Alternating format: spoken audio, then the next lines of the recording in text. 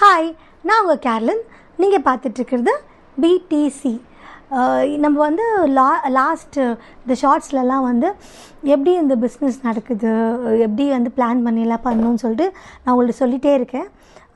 ஏன் நான் வந்து உங்களுக்கு சின்ன சின்ன விஷயங்களை வந்து ஒரு ஐடியா மாதிரி சொல்லிகிட்ருக்கேன் அப்படின்னா, when you starting a business இல்லை ஸ்டார்ட் பண்ணணும்னு நீங்கள் நினைக்கிறீங்க, அந்த மைண்ட் செட்டே வந்து நீங்கள் ஒரு விஷயம் கேட்க கேட்க தானாகவே உங்களுக்கு வந்து அந்த விஷயங்கள் வந்து சேரும்.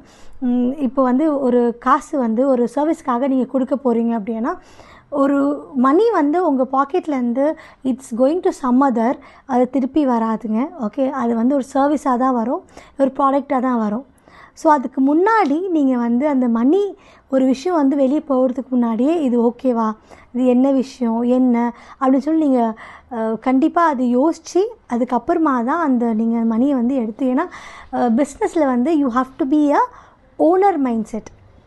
Owner mind set is completely important.